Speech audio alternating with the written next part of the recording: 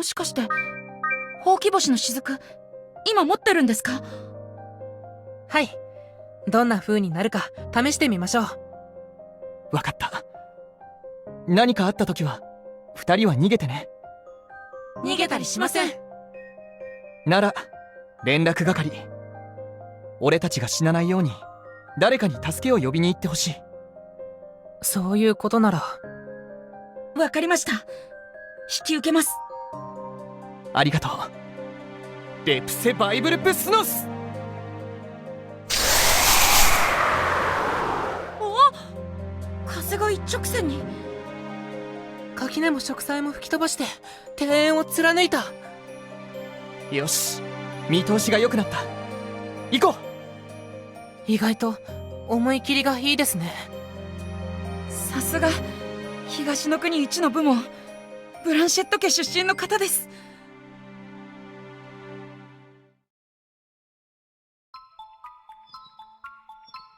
やあ、賢者様。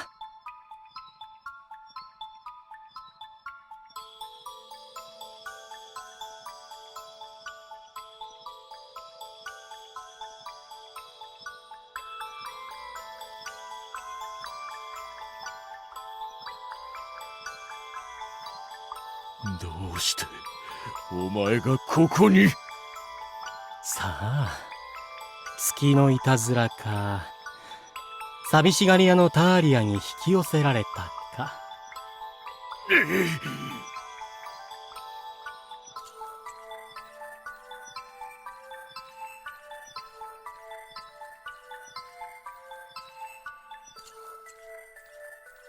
何にしろ居心地は悪くない。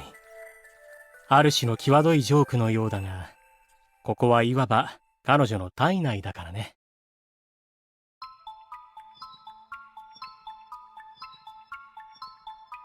茨の魔女ターリアは茨の古城ターリアなんだ。彼女が望みそうなった。違う！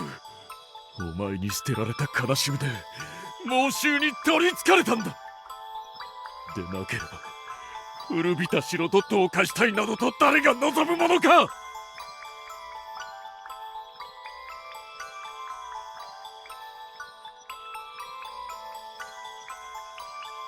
君は本当にターリアの言葉を一度も聞いてやらなかったんだな。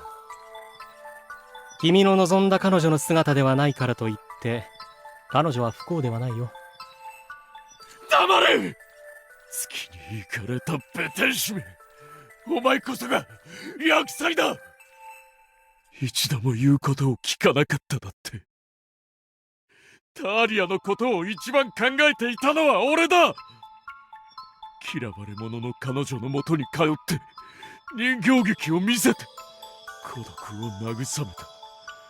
俺しか彼女を理解できなかったからだ。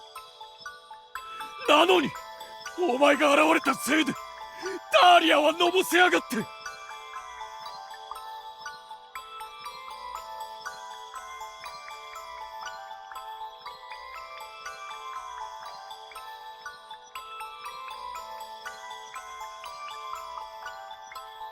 賢者様、ターリアは面白い子だった。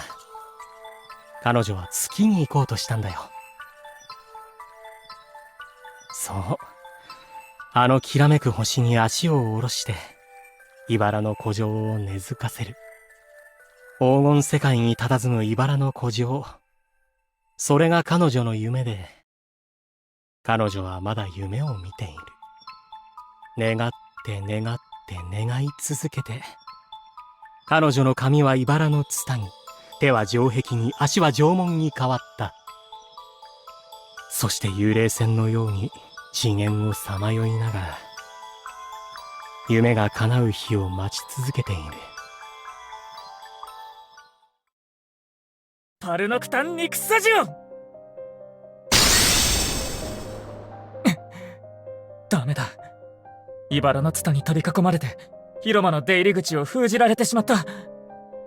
天井や床に穴を開けても状況は変わらなかったし。非常事態とはいえ王城の広間に景気よく穴を開けたものだな。賢者様や皆を助けるためだ。初代国王アレク様も分かってくださる。僕を見るな。すみません。フィガロや双子たちを呼んだが、眠りに落ちるだけで手応えがなかった。カインやリケも招けなかったとおっしゃっていましたね。魔力が制限されているのか。尋常でない。今のこの城は亡霊に取りつかれた人間のようなものだ。どういう意味ですか？幽霊船は存在しないが、人間も乗船することができる。そのままいずこかに消えゆくこともはい。同じだ。同じ。あ、なるほど。今の説明で分かったか？俺にはさっぱり。中央は生徒が優秀ですね。つまり今のグランベル城は幽霊城に乗っ取られているということなのですね。そうだ。原始の精霊の神殿のように、元は形のない世界に存在している。なるほど。だがなぜこのようなことが起きたんだ？亡霊の城に取りつかれるほど業深い城ではないだろう。何者かが禁呪に手をつけた。空の魔獣、海の魔獣、地の魔獣に生贄を捧げると約束した。約束？煮えとはこの城で眠っている者たちのことですか？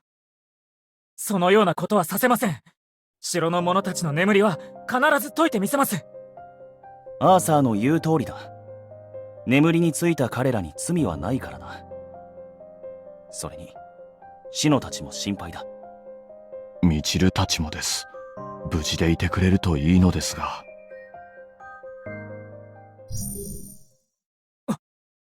何者かの気配が。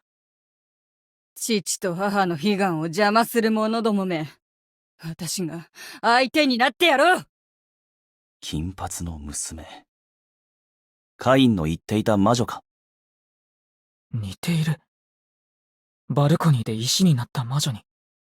バルコニーで石になった魔女？ああ。鳥に変化して瀕死の状態でやってきたのだ。オビシウスに殺された妹の仇を取ってほしいと。オビシウス？オビシウスは父様の名だ。父様は罪のない魔女を殺したりしない。